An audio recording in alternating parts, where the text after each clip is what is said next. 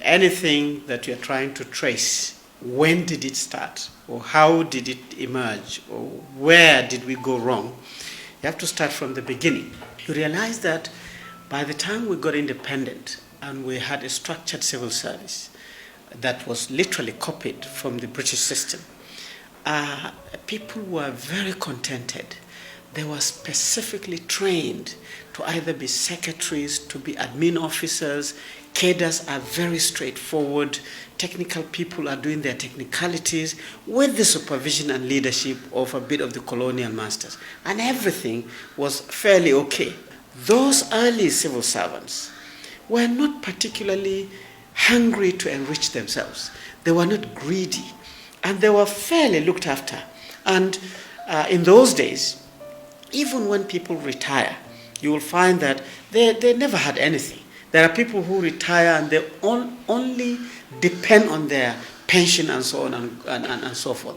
But certainly nowadays that's not the case. The motivation, the morale boosting, the consideration of the civil servant to be looked after, I think is getting weaker and weaker. Now where we are is civil servants, there's no housing for civil servants. Yes, there are programs here and they are trying to build owner-occupiers and so on and so forth, but the impact is not as strong as it used to be. There used to be vehicle loans for civil servants. I don't think that is there anymore. And the salary reviews, the disparity. Look at an NNPC worker who probably could be on the same level as somebody in the mainstream Ministry of Petroleum. The disparity of their salary, even their drivers, is very, very wide.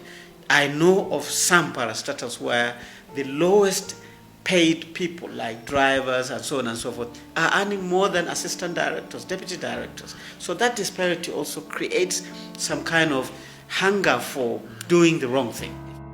Then you start asking questions. How come does, whether it's a politician or a civil servant who is on this salary scale, has this house, has this type of cars, whose children are schooling outside, who is going into private hospital, and so on and so forth?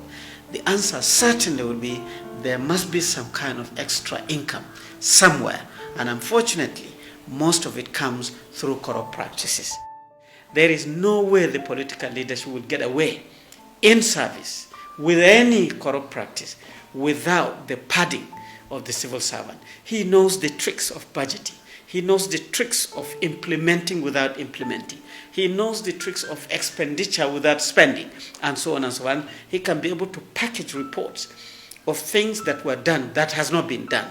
And literally, that is where the system has found itself. And unless we minimize this manual way of doing things and go digital, it will be very, very difficult to pick the people who are breaking the rule.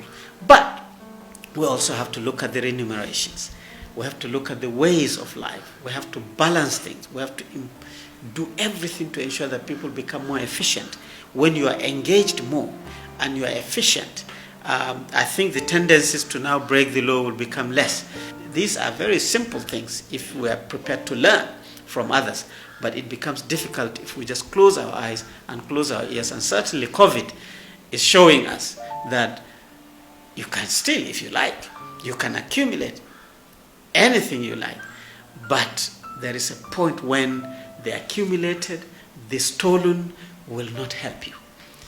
It is because if your hospitals is not good and COVID hits you and you can't travel to another person's hospital, that money will not repair you.